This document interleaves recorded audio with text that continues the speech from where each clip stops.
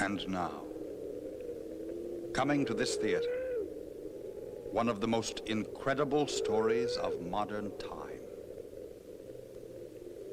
Zaat, Invasion of the Walking Catfish. A crazed scientist, Dr. Leopold, is convinced he can turn humans into fish. Get the fish, Amanda! Fish! Fish!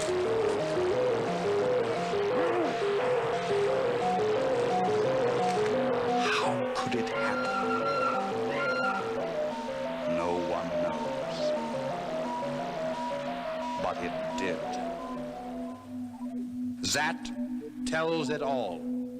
Time once again for yet another lowest rated movie on IMDb that was already made fun of by Mystery Science Theater.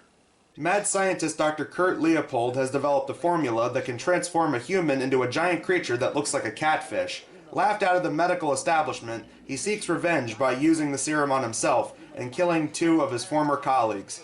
He then decides to seek out a male, I think they meant female, and abducts scientist Martha Walsh, wanting to transform her with the serum. Meanwhile, Sheriff Lou Krantz tries to save her. 2.2 out of 10 on IMDb, 2 out of 5 on Letterboxd, and 13% on Rotten Tomatoes. So like I usually do when trying to look for movies that I think would be interesting review candidates for this channel, I went through various worst movie lists, and sure enough, one title I kept coming across was Zaat, or it's also listed as The Bloodwater of Dr. Z. That's apparently the title that it was under on Mystery Science Theater 3000. But I realized which movie it was, but I was like, well, I've never seen it, and the entire movie's on YouTube in full, so sure, I can watch it. And well, yeah, it's pretty bad. The movie begins with an opening narration by our main character, Dr. Leopold, and well, I would say that it sounds like some creepy manifesto from a serial killer. Sargassum, the weed of deceit. That's actually thematically appropriate because Dr. Leopold is a mad scientist who has been shunned by his cohorts and his peers because he's been trying to create some kind of chemical that can merge humans with catfish because he thinks that catfish are the superior beings. Completely ignore the fact that they show shark footage at the beginning. And my friend, the shark. Cunning, swift. Yes, clearly. As far as aquatic life goes, catfish. Next evolutionary step. Then a horrible thought entered my head. Wait a minute. I already reviewed a movie like this. It was called Hammerhead, aka Shark Man. Give you future of the human race. I created the perfect organism. God, King, you've lost it. The entire time the movie was playing out, I was just thinking, so is this like the 70s equivalent of that? Like that was about a mad scientist who merged his son with a hammerhead shark because he wanted to find some cure for cancer or whatever. And it also, for some reason, involved luring people out to his private island. It fucking made no sense. It was stupid as hell. So then it made me think like, shit, can we get Hammerhead versus Zaat? A few other things to note in the opening sequence is, much like Manos the Hands of Fate, it goes on way too long, and you just see one of the many endless shots of this guy wandering to his secret hidden laboratory outside of town.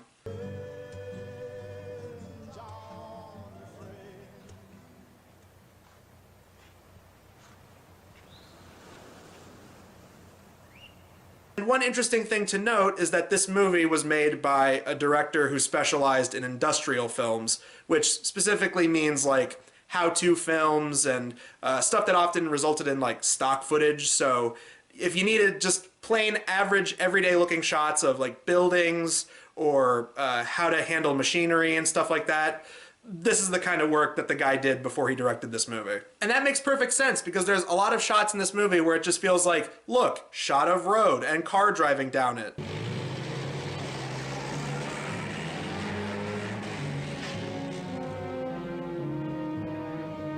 Here is a shot of man walking from point A to point B.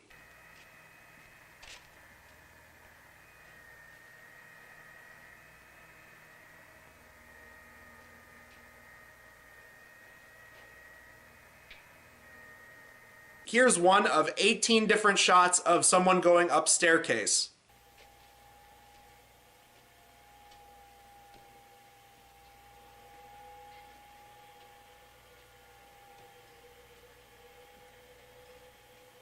It's very important that we show that every single time. The entire movie would just be lost if you didn't show them going up a staircase.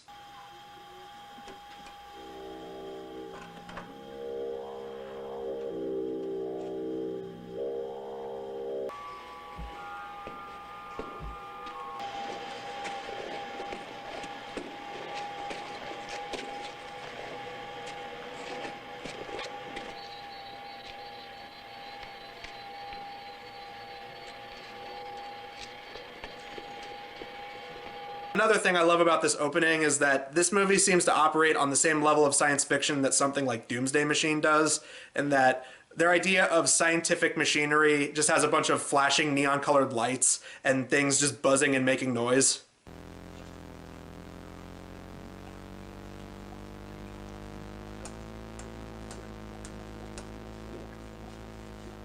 So anyway, Dr. Leopold creates the formula and calls it Zaat, hence why the movie is called that. For the sake of this review, I'm also going to call him Zaat when he transforms into the monster, because he uses the chemical, puts it into like a swimming pool type thing, and uses a special rig to lower himself into it. He strips down to his underwear, goes into the liquid, and then comes out Zaat, this dumb-looking, cheap rubber monster costume that even the movie acknowledges doesn't really look like a half-man, half-catfish creature, but that's essentially what the movie's about. He turns into a catfish man. Nothing at all like the catfish, but it's beautiful. Now, obviously, this was from 1971. It wasn't a major studio that put it out, and yes, times were different back then, but still, the costume in this movie is fucking terrible. That's one of the biggest problems with the movie. It feels less like a horror film from the 70s. It feels more like a cheesy rubber monster movie that would have been popular in the 50s. Yes, Creature from the Black Lagoon, we can all laugh at the special effects now, but classic Universal monster movies have an audience. They've stood the test of time because they're well-made movies. This isn't, on the other hand. It's just incredibly cheesy and stupid. So yeah, I guess Zaat's plan is to go out and use this toxin to pollute the water, because then they have scenes where he goes into a lake and starts spritzing the water around him with the chemical.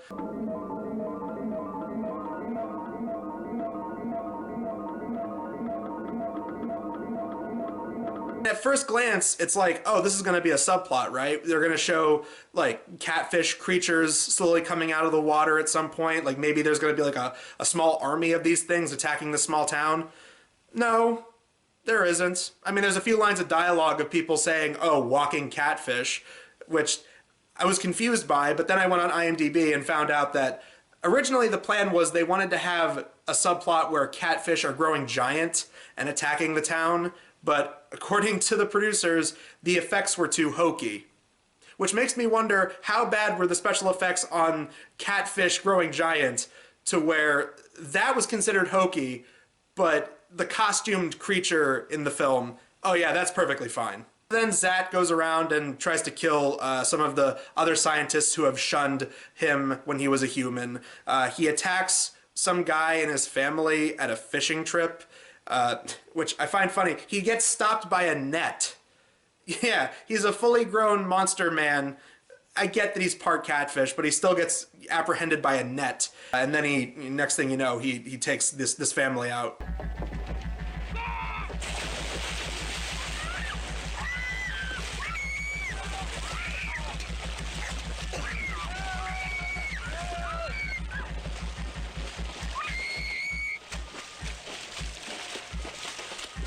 And then there's a scene later where he goes after one of his former co-workers, and I love how the scene plays out because the guy is just sitting in his armchair and messing with his fishing rod, and it looks like one of those stock photos that you'd see from like the 50s, and people would share it on social media and be like, oh, things were so much simpler back in the day. Picture of man sitting in armchair playing with his fishing rod after a long day of work. Yeah.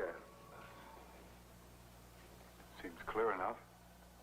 Before I do the job, though, I would like to put my mind. And Zaat just walks in through his house's back door and strangles him and then just leaves.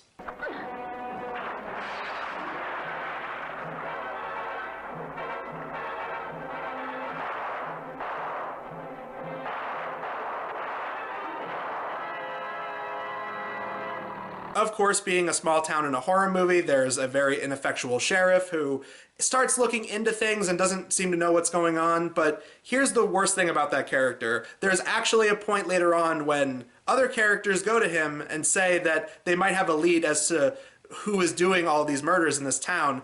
And at one point he goes, well, there is that crazy old Dr. Leopold on the outskirts of town who's talking about trying to turn people into half man, half fish things. Sounds like something old Doc Leopold might try. He was known as a nut. Folks laughed at him. Yeah, there was a rumor going around that he was trying to... To what? Turn a man into a fish. Well, gee, call it a hunch, but don't you think that maybe that would have been a viable candidate or suspect to look into after these murders started happening? Before the sheriff can do anything, he just keeps shrugging everything off and is like, oh no, this person has a fish bite on him. And then he's like, oh, must have been like a bee sting or something. Well, I'd say they were fish bites. Do you see any connection between this monster and the rash of virus cases here in the hospital? Could the water supply be contaminated? Hell, man, I ain't no scientist. It's probably a bug going around.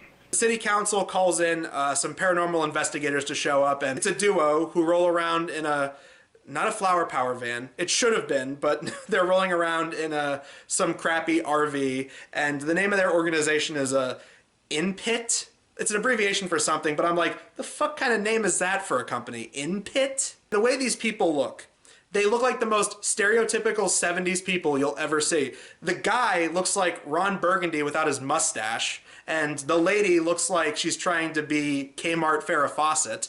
On the surface, it looks like an animal, like a cat or an ape. But this man was badly stung or burned by some chemical. So it's the duo at InPit, this one guy who's in the town who's like curious and trying to figure out exactly what's going on, and the sheriff. Meanwhile, you just got all these interspliced scenes of Zaat doing his thing. Mostly a lot of walking around.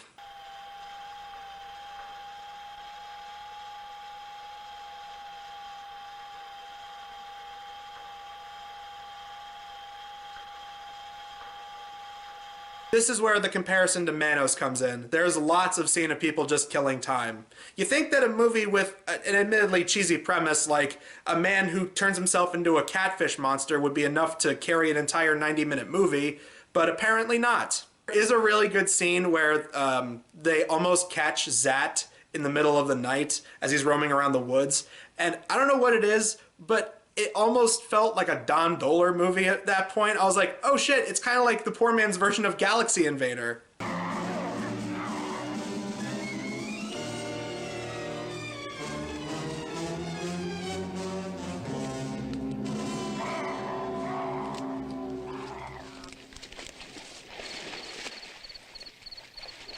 And also, in the middle of this night sequence, there is not one, but two scenes where the sheriff comes across this like small band of people playing music.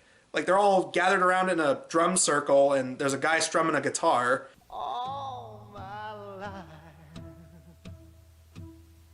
well, people told me I should follow. So I followed him and then I followed you. What is the point of this scene of these random hippies just playing music? Because then the next thing, they're rounded up by the sheriff for... Now, you kids will be safe in here tonight, huh? Yeah, you take good care, huh? Yes, sir. All my life.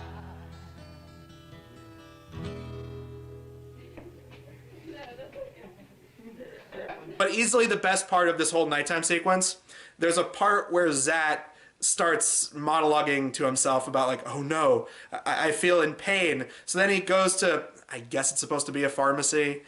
I couldn't tell if it was a pharmacy or his lab, but whatever. He goes and he starts pouring medicine down his mouth. And first of all, I love how you can hear the pills going through the mouth and then clanging on the floor.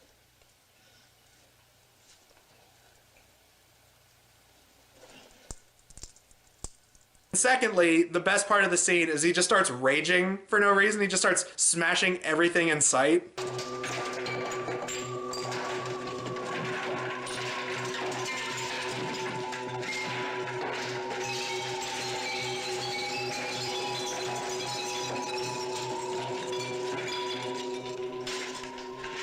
I don't know what it is, but there's something about this scene that's funny to me. It's just this guy in this really crappy looking costume flailing around, tearing down shelves that were clearly meant to be torn down, and walls that look like they're about to like wobble and fall over. It's perfect. Anyway, as the movie goes on, Zaat says that he wants a mate, so...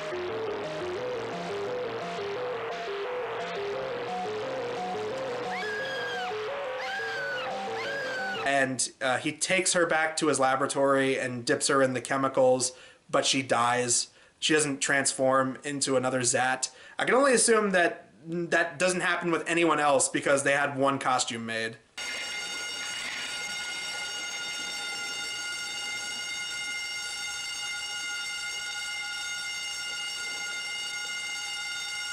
After that doesn't work, Zaat then pinpoints that he wants the lady from Inpit to be his mate. And I love this. He does like a little drawing and puts it on like a cork board that he has. And it doesn't look anything like her because it looks like he sketches the hair to be black even though she's blonde.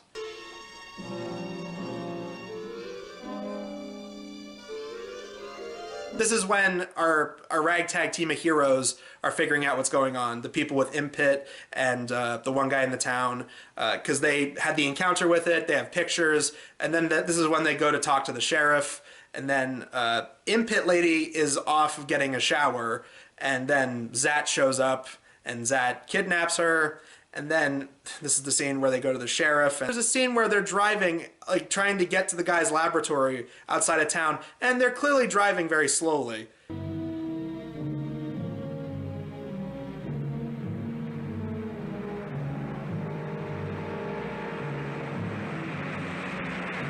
Guys show up to save the Impit lady. Zaat strangles the sheriff to death. At first I thought he killed the guy in the town, but no, like who looks like Phil Lamar from Mad TV. But at first I thought he killed Kmart Phil Lamar, but he didn't. Because the guy's, he gets back up, so it's like, all right, he's not dead. He's just wounded.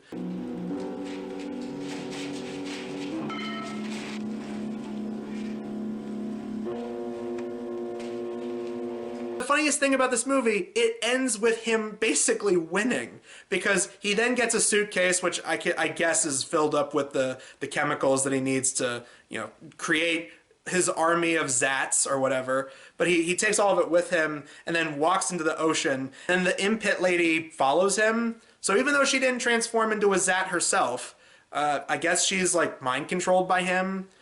Or whatever. Either way, she joins him, and then Impit guy just kind of watches all this play out, and then the credits roll.